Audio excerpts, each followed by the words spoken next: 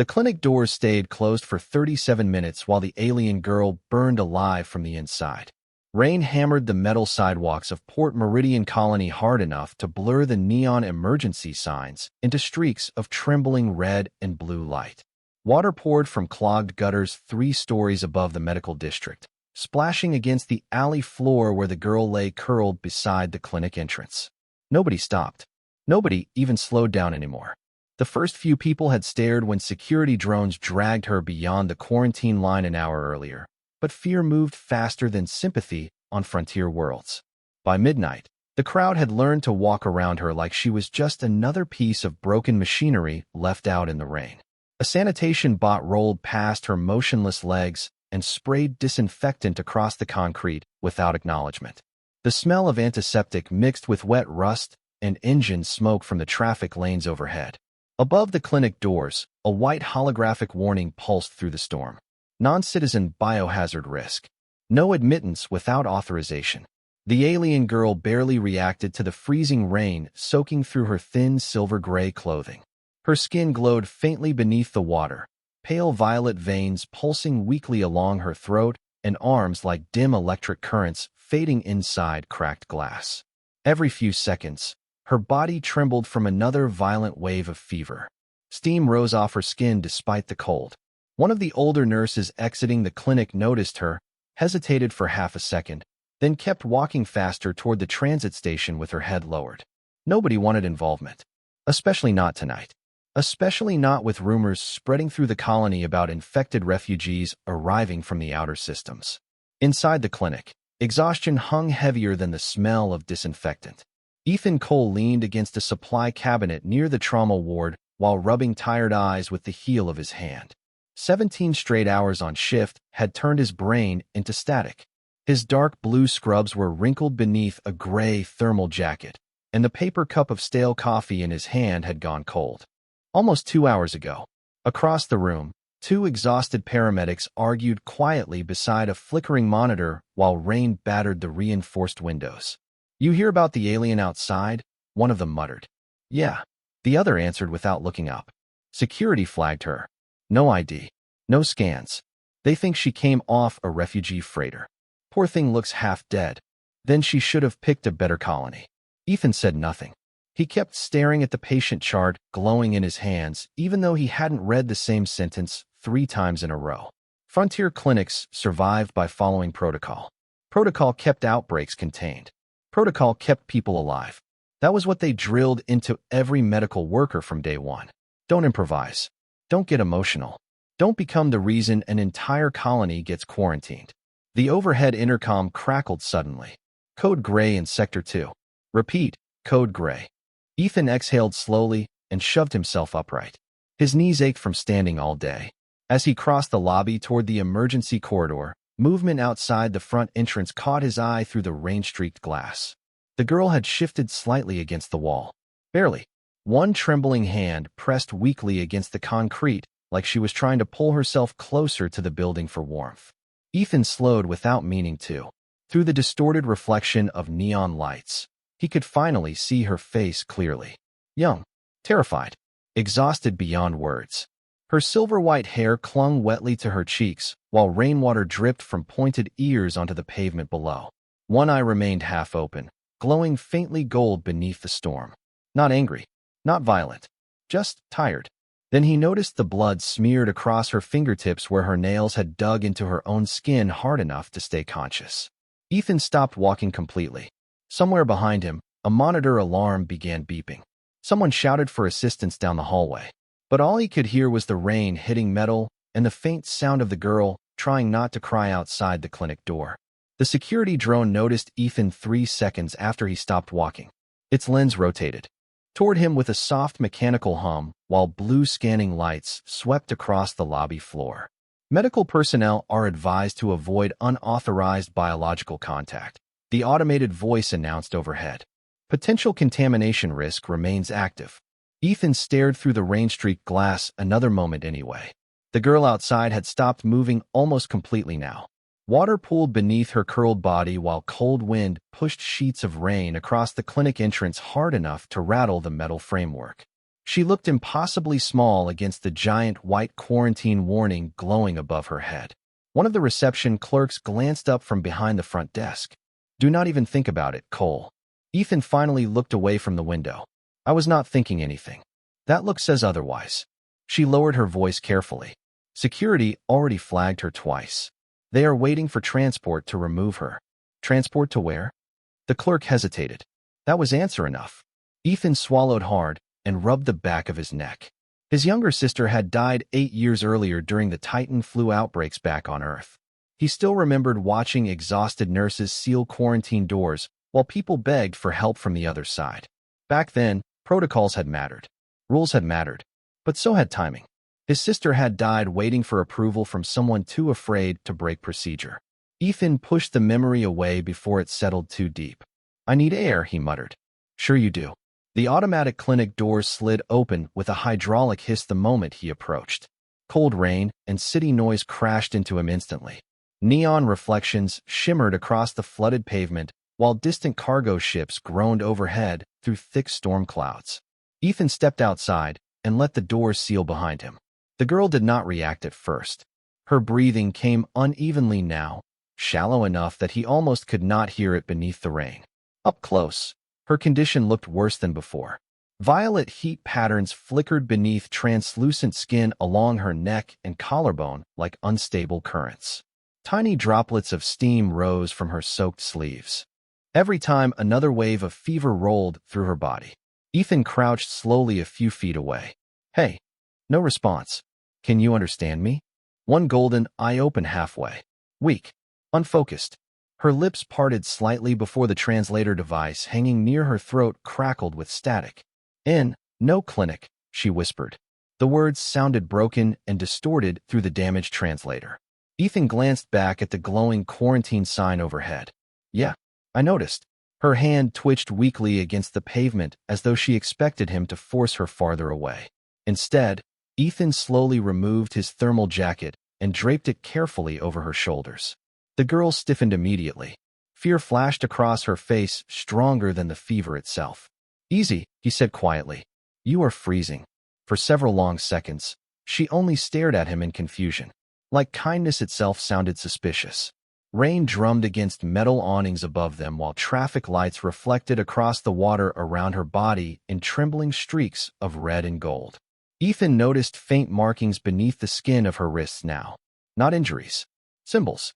Alien script woven into her biology like glowing ink beneath glass. He had never seen anything like it before. "What is your name?" he asked gently. The translator buzzed again. "Lyra." The name came out soft enough that the rain almost swallowed it whole. Ethan nodded once. "I am Ethan." Lyra tried pushing herself upright and failed instantly. Her arms trembled violently beneath the soaked jacket before she collapsed back against the wall, breathing harder now. Ethan reached toward her instinctively, then stopped himself halfway. Protocol. Distance. Containment. The rules screamed through his exhausted brain like warning sirens. Then Lyra whispered something so quietly he almost missed it. "Please, do not let them take me back outside." Ethan looked toward the clinic doors behind him. Bright white. Sterile. Safe. Then he looked back at the girl shaking in the rain with fever burning through her body while the entire colony walked past pretending not to see her. Somewhere overhead, thunder rolled across the colony skyline. Ethan exhaled, slowly through his nose, and stood up. "Okay," he said at last. "We are going somewhere warmer." Ethan kept one hand under Lyra's shoulder as they crossed the rain-soaked alley behind the clinic. She weighed almost nothing. Every few steps her knees threatened to buckle beneath her, and each time his grip tightened instinctively before she could hit the pavement. The colony wind cut through the narrow service corridor hard enough to sting exposed skin. Somewhere nearby, industrial generators hummed beneath the storm, while warning sirens echoed faintly from the freight district 2 miles away. Lyra's fever had gotten worse in the last few minutes. Ethan could feel the heat radiating through his jacket wrapped around her shoulders, even in the freezing rain. "Almost there," he muttered quietly. He was not sure if he was reassuring her or himself. The old imaging wing sat beneath the main clinic building, mostly abandoned after newer equipment arrived from the core systems 2 years earlier. Administration kept threatening to shut the section down completely, but budget cuts moved slowly on frontier colonies. Ethan still had access credentials from when overflow patients were stored there during mining accidents. The lower corridor lights flickered weakly as they entered through a maintenance stairwell hidden behind supply storage. Rust-colored emergency strips glowed dimly along the floor, while cold recycled air drifted through the narrow hallway, carrying the stale smell of dust and antiseptic. Lyra stumbled halfway down the stairs. Ethan caught her before she collapsed completely. Her breathing sounded rough now. Uneven. Sit down for a second. She shook her head weakly. No security. Nobody comes down here anymore. Another tremor rolled through her body so violently that her teeth clenched against a gasp. Ethan guided her carefully onto an old diagnostic bed inside the abandoned imaging room. The mattress crackled beneath her soaked clothes. Above them, a broken fluorescent panel buzzed softly while outdated scanning machines stood silent beneath white plastic covers like forgotten skeletons. Rain tapped faintly against underground ventilation pipes. Overhead, for the first time since he found her outside, Lyra looked directly at him without fear hardening her expression. Confusion remained there instead. Suspicion too, like she still expected the kindness to disappear the second she relaxed. Ethan moved toward a nearby cabinet and pulled open the rusted doors.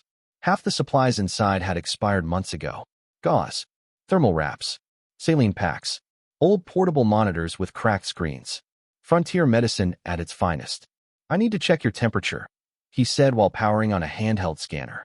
Lyra stiffened immediately. "No authorities. I am not calling anyone. That is what they say first." Ethan paused. The words hit harder than he expected. He glanced back at her quietly while the scanner beeped alive in his hand. "You have had a rough week, huh?" She did not answer. Ethan crouched beside the bed carefully, giving her room to pull away if she wanted. "I am a nurse, Lyra. I cannot help if I do not know what is wrong." For several long seconds, she only studied his face beneath the dim emergency lighting. Then slowly, reluctantly, she extended one trembling hand toward him. Ethan pressed the scanner gently against the inside of her wrist. The screen flashed red instantly. 106.8 degrees Fahrenheit. Ethan frowned. That cannot be right. He rescanned her. Same result. His stomach tightened. No human body could survive that kind of fever for long. But Lyra was not human. Faint lines beneath her skin pulsed brighter now, spreading soft blue-violet light along her arm like circuitry heating beneath glass.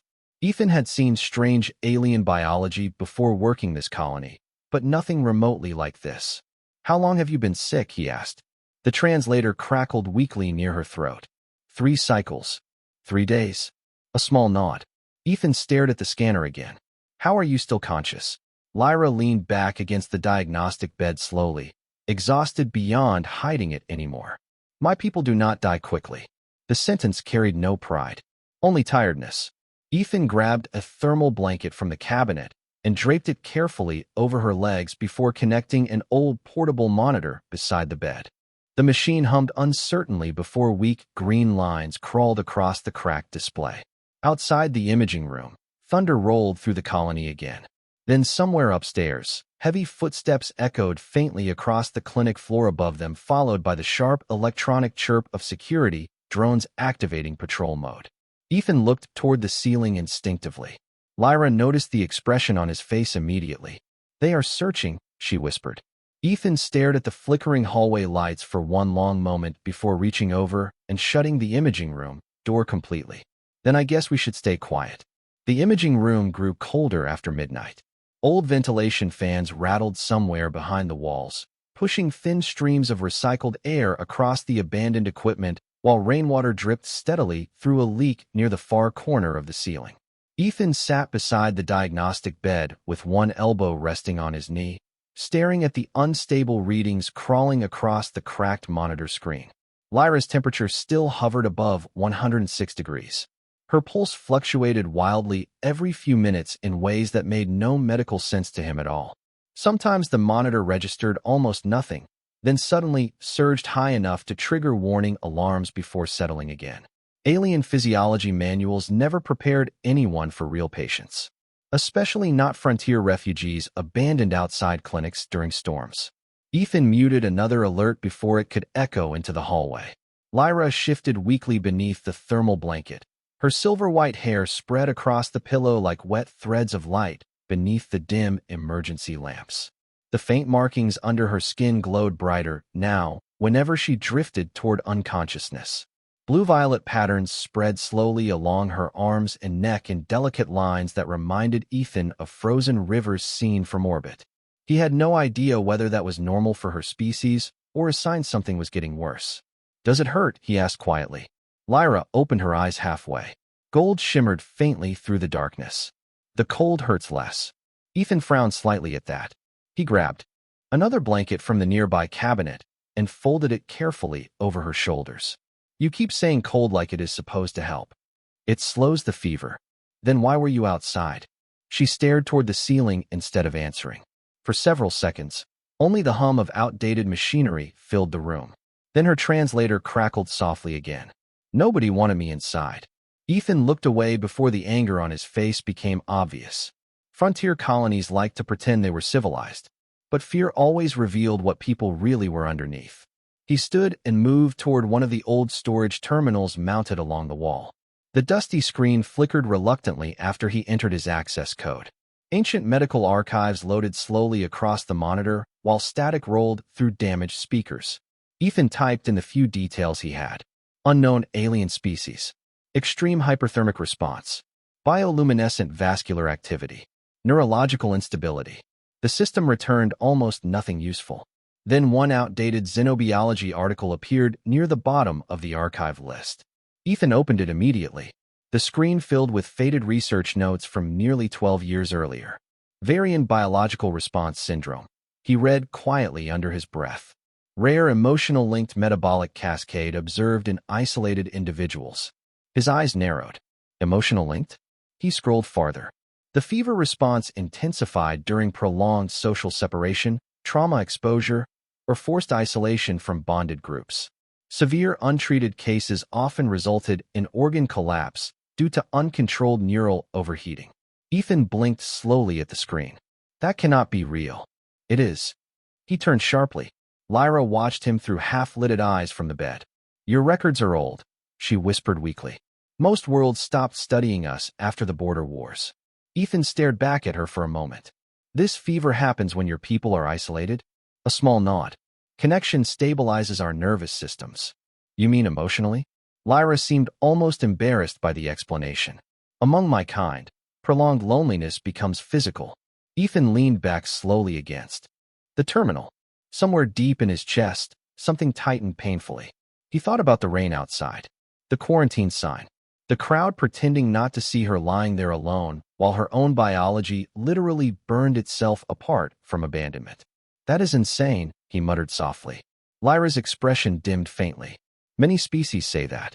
Ethan rubbed a tired hand across his jaw while glancing back toward the old monitor beside her bed. Her pulse had stabilized slightly since he brought her underground. Not much, but enough to notice. The realization settled heavily into the room between them. She had not improved because of medication. She had improved because somebody stayed. Above them, heavy footsteps echoed faintly across the clinic floor again, followed by the distant mechanical hum of patrol drones sweeping upper corridors. Ethan looked toward the ceiling instinctively. Then the old hallway speaker outside the imaging room crackled alive with static. "Attention medical staff," a distorted voice announced overhead. "Unauthorized system access has been detected in the lower maintenance sectors." Ethan froze completely. Lyra's glowing eyes widened slightly beneath the blanket. The overhead speaker hissed again. "Security investigation in progress." Ethan killed the terminal screen immediately. The old monitor snapped dark with a faint electric pop, leaving the imaging room lit only by weak emergency strips glowing red along the floor. For a moment, neither of them moved.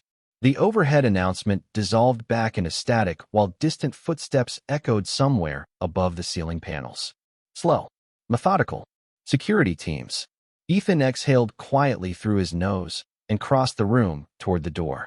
He cracked it open just enough to peer into the dim hallway outside. Empty for now. Flickering lights stretched across peeling white walls lined with abandoned equipment carts and dust-covered scanners nobody had touched in years. But he could hear the drones now. Faint mechanical humming drifting through upper ventilation shafts like insects searching through walls. How did they find us? Lyra whispered behind him. Ethan glanced back over his shoulder. The archive terminal probably triggered a flag. You searched my condition. I was trying to help. She looked down at the blanket around her shoulders. That is usually when trouble begins. Ethan almost smiled at that despite the tension crushing the room. Almost. Instead, he closed the door quietly and dragged an old supply cart in front of it. Not enough to stop security if they really searched the lower levels, but enough to buy a few extra seconds. On frontier worlds, sometimes a few seconds was all people got. Lyra shifted weakly against the diagnostic bed again. The movement triggered another violent shiver through her body. Ethan grabbed the portable scanner from the nearby tray and checked her vitals once more. 104.2. Still dangerously high, but lower than before. Her pulse looked steadier too. Your fever is dropping. Lyra stared at the dim monitor with confusion written across her exhausted face. Impossible. I checked twice. No medicine? Not unless old blankets count as advanced treatment. For the first time since he found her outside the clinic, Ethan noticed the faintest change in her expression. Not exactly happiness. More like disbelief struggling against caution. Like her body had started trusting him before her mind caught up yet. Thunder rolled through the colony again, softer now as the storm drifted farther toward the industrial sectors. The rain against the ventilation pipes slowed to a gentle metallic tapping overhead. Ethan moved toward a dusty cabinet along the far wall and found an old heating kettle still barely functional. After 2 tries, the machine sputtered alive with a tired hiss. What are you doing? Lyra asked quietly. Making tea. Tea. It is what humans do when situations get terrible. That almost earned another expression from her. Almost. Ethan poured steaming water into 2 old paper cups and mixed electrolyte powder into one of them before returning to the bed. Lyra accepted the cups slowly with trembling fingers. The blue-violet markings beneath her skin had dimmed slightly now, softer than before. Careful, Ethan warned. It is hot. She held the cup close to her face first. Instead of drinking, steam curled around her silver-white hair while warmth reflected faintly in exhausted golden eyes. Smells strange. That is because it comes from a vending machine older than both of us. A weak sound escaped her then. Small, quiet, but unmistakably a laugh. Ethan blinked in surprise. It lasted barely a second before another wave of exhaustion dragged her expression down again. Yet somehow the room felt different afterward. Less cold, less afraid. Lyra sipped the drink carefully. You joke often. Ethan shrugged while sitting beside the diagnostic bed again. Mostly when I am stressed. Then humans must joke constantly. He let out a tired breath that almost became a laugh himself. You are learning fast. Silence settled comfortably after that. Not empty silence. Just tired people sharing the same quiet room while the storm passed overhead. Ethan watched the monitor beside her bed for another minute before noticing something strange. Every time Lyra looked toward him, the unstable pulse readings smoothed slightly. Every single time. His eyes narrowed. You really were not kidding about the connection thing. Lyra lowered her gaze toward the steaming cup in her hands. My species evolved in linked communities. Emotional separation damages us. That sounds awful. Loneliness always is. The sentence hung softly in the dim underground room. Then suddenly the hallway outside filled with sharp mechanical movement. Bright blue security lights flashed beneath the crack under the door while a distorted automated voice echoed through the lower corridor. Unauthorized life signs detected in Maintenance Sector 7. Ethan slowly set his cup down. Lyra's fingers tightened around the blanket instantly. The drones had finally reached their floor. The blue security lights swept slowly beneath the imaging room door like moving water. Ethan could hear the drones clearly now. Smooth mechanical movement. Soft hydraulic turns. The kind of sound designed to stay calm while making everyone else nervous. Lyra lowered the paper cup carefully onto the tray beside the bed, though her trembling fingers almost dropped it twice. The faint glow beneath her skin brightened again with fear. Ethan noticed immediately. Her pulse monitor climbed with it. Do not move, he whispered quietly. What will they do? Ethan hesitated. Frontier security rarely bothered explaining procedures to undocumented aliens. Probably escort you out of the colony. Lyra studied his face for a moment. That was a kind lie. Ethan looked away before answering. Yeah. The hallway speaker crackled outside again. Maintenance Sector 7 sweep in progress. A drone passed directly outside the room then. Its scanner lights flickered beneath the crack under the door while faint electronic clicking echoed through the hallway. Ethan held his breath without realizing it. So did Lyra. The machine paused for 3 long seconds, then continued past. Ethan exhaled slowly. Okay, he muttered. That was too close. But the relief did not last. The portable monitor beside Lyra suddenly emitted a sharp warning beep. Then another. Ethan spun toward the screen instantly.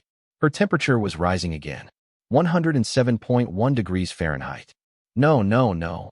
He grabbed the scanner and checked again manually. Same result. Lyra pressed one trembling hand against her chest while struggling to breathe evenly now. The glowing lines beneath her skin pulsed brighter than ever before, spreading across her throat and jaw like liquid starlight beneath glass. What is happening? Ethan asked quickly. Fear accelerates it, she whispered weakly. The nervous system overloads. Ethan stared at the unstable readings. Your body is cooking itself alive because you are stressed? Simplified, but yes. That is the worst biology design I have ever heard. Another weak laugh escaped her despite the pain. It ended quickly when a violent tremor hit her body again. Ethan moved fast after that. He ripped open nearby storage drawers searching for anything useful. Cooling packs, hydration injectors, emergency wraps. Half the equipment was outdated, but outdated medicines still beat doing nothing. I need to lower your temperature now. Lyra shook her head weakly against the pillow. It will not work. I am still trying. Ethan activated the old cooling packs and wrapped them carefully along her wrists and neck while the portable monitor screamed quiet alarms beside them. Her skin felt dangerously hot beneath his hands now. Almost unnatural. The room itself seemed warmer around her. Listen to me, Ethan said firmly while adjusting another cooling strip against her forehead. You are not dying tonight. Lyra's eyes drifted toward him slowly. Gold shimmered beneath exhaustion and fever. Humans always sound so certain. That is because panic burns calories. A faint smile touched her expression again before fading into pain. Ethan stayed beside her through it this time. No hesitation anymore.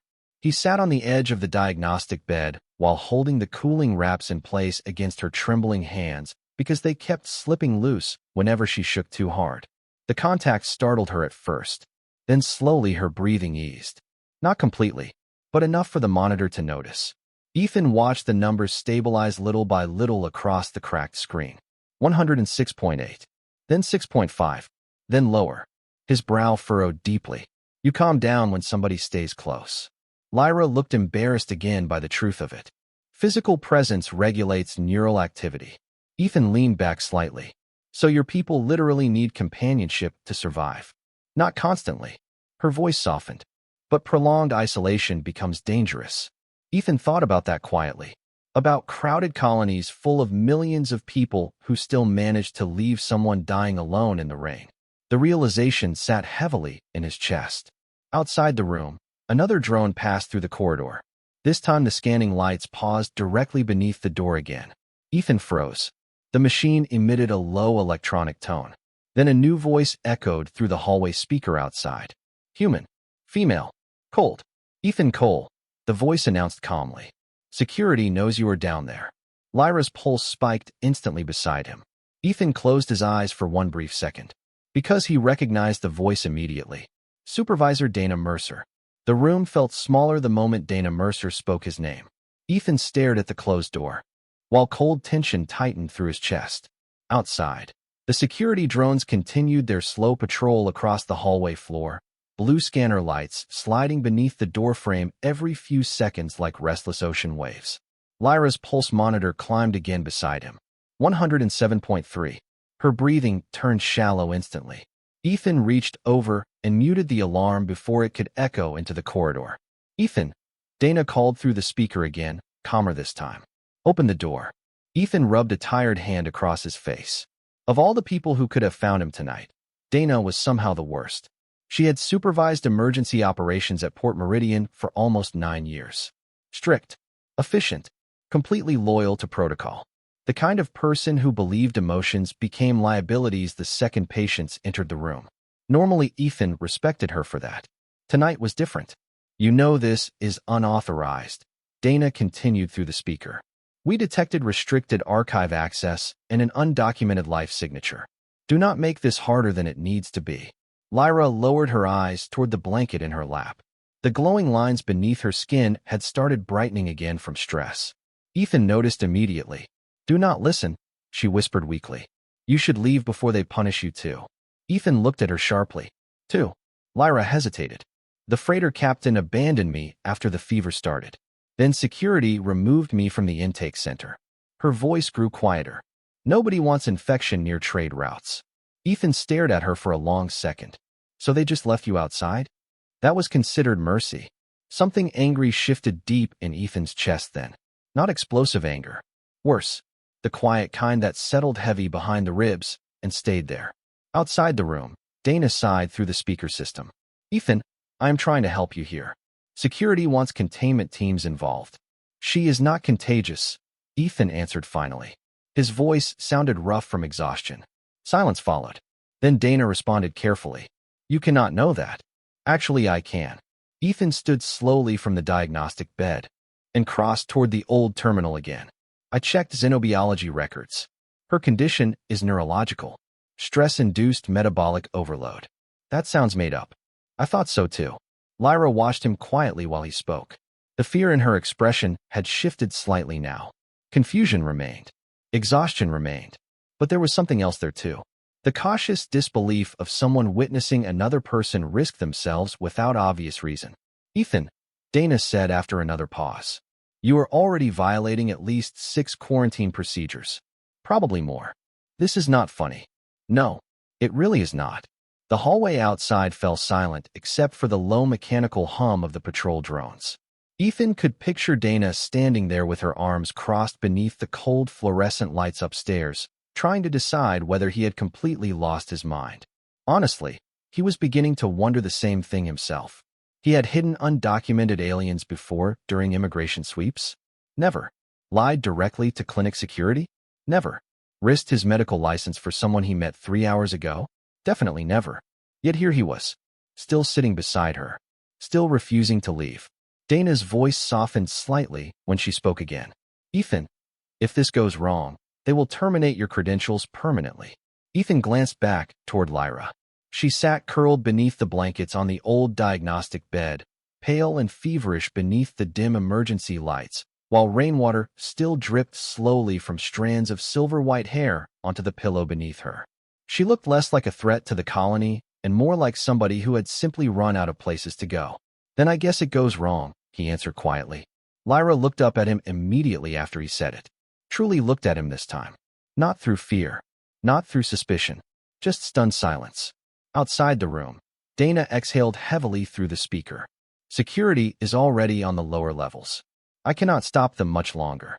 Ethan's eyes shifted toward the flickering hallway lights beneath the door. The drones were getting closer again.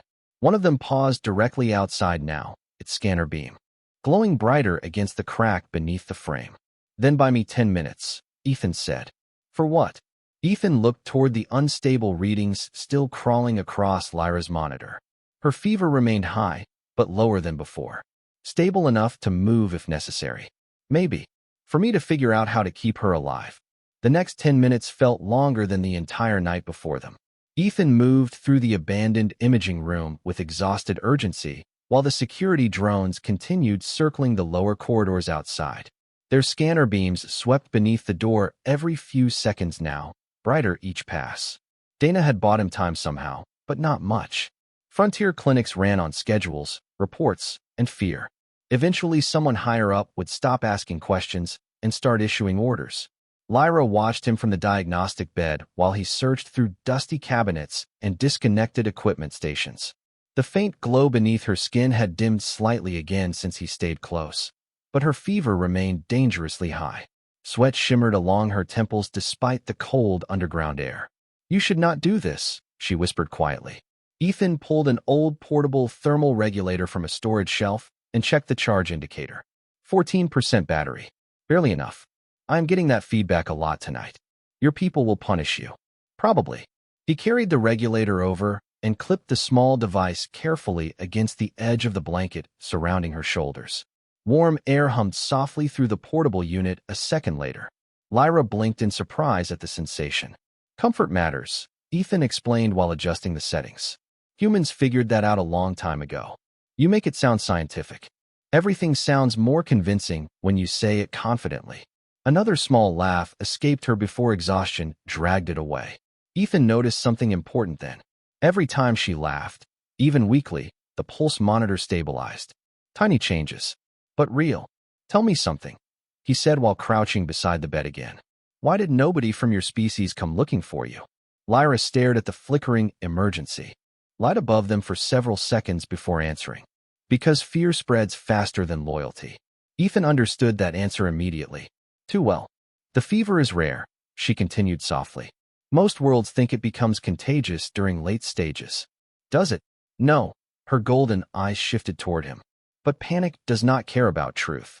Ethan leaned back against the old diagnostic console beside her bed.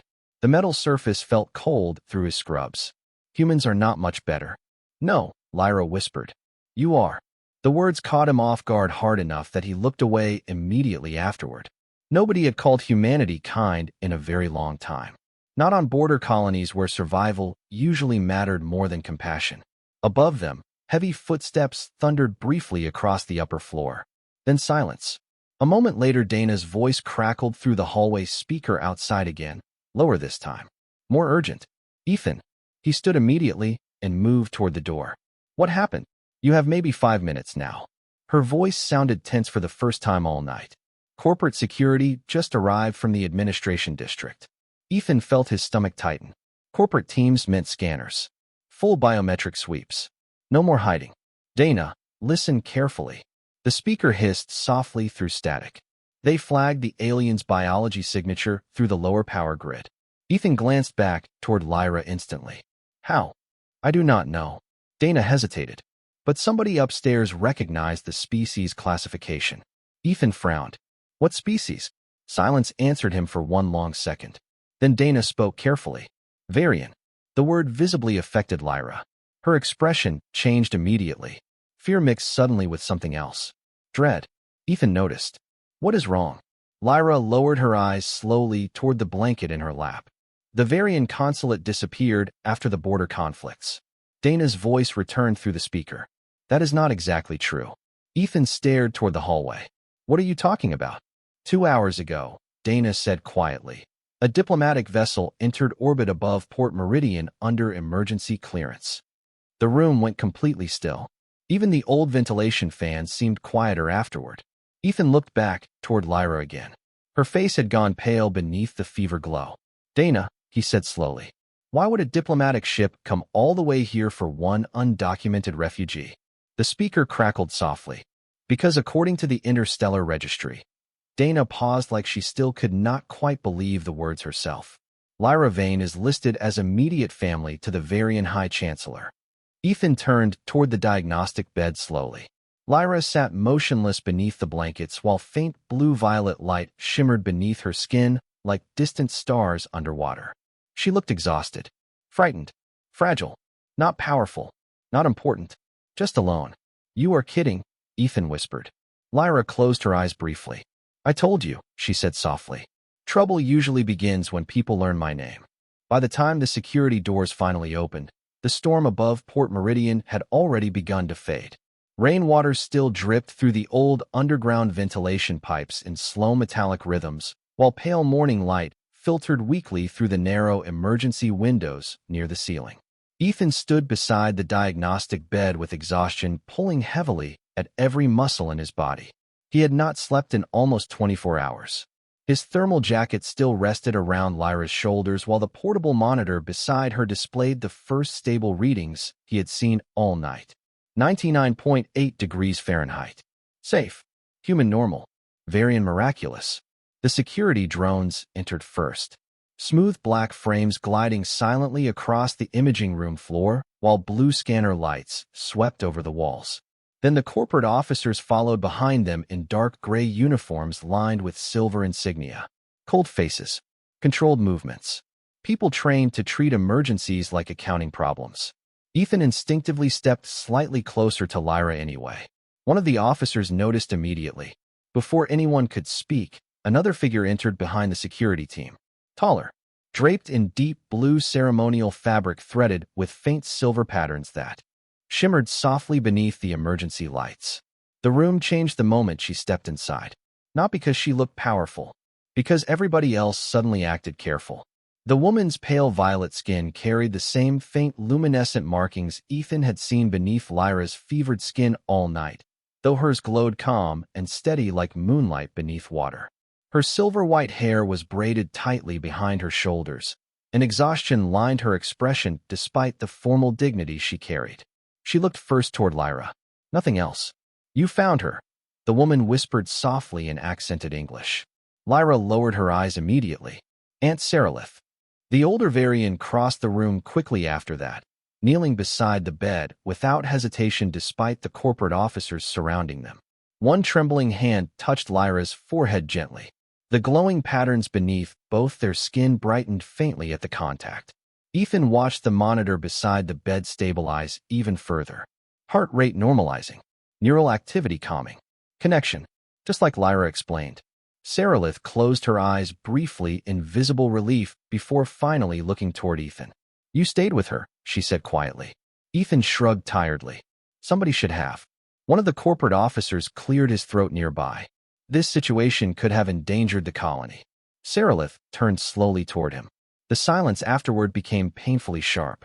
"My niece requested medical aid," she said calmly. "Your colony left her in the rain." Nobody answered that. Because nobody could. Ethan glanced down at Lyra again. For the first time since he found her outside the clinic, she no longer looked afraid. Exhausted, yes. Weak, definitely. But the constant tension in her face had softened. The kind of softness people only showed when they finally believed they were safe. Dana Mercer appeared quietly in the doorway a moment later. Her tired eyes moved from Ethan to the security officers, then finally toward Lyra resting beneath the blankets. "The lower-level scans are clear," she announced flatly. "No contamination." The corporate officers exchanged uncomfortable looks. Ethan almost laughed at the irony. Thousands of dollars in security sweeps and emergency protocols, only to discover the dying girl outside had never been dangerous at all, just abandoned. Saralith rose slowly to her feet, then stepped toward Ethan. Up close, he noticed how exhausted she looked too, like she had crossed half the galaxy carrying guilt heavier than luggage. "The Varian consulate searched 3 systems for her," she said softly. "Our enemies intercepted communications. By the time we traced her signal here," her voice faded briefly. Ethan understood the rest without hearing it. Too late. Saralith studied him carefully after that. Most people avoided her once the fever began. Ethan glanced toward the old diagnostic bed. "Yeah, I noticed." Something sad flickered behind Saralith's calm expression. "Fear teaches people terrible mathematics. They start believing one life matters less than their own comfort." Ethan leaned tiredly against the old imaging console nearby. "Humans do that too sometimes." Lyra looked toward him immediately after he said it. Gold eyes steady now instead of feverish. "Not all humans," she whispered. Silence settled gently through the underground room afterward, while morning light slowly brightened the old emergency windows above them. Outside, somewhere high above the colony skyline, massive Varian diplomatic ships waited silently in orbit. But down there beneath the clinic, none of that seemed important anymore. Ethan looked at the thermal jacket still wrapped around Lyra's shoulders and realized she had fallen asleep, holding the sleeve in one hand, like she was afraid someone might disappear if she let go. He did not save a planet that night. He did not stop a war or uncover a conspiracy. He just sat beside one frightened girl while the rest of the world kept walking past her. Somehow, that turned out to matter more.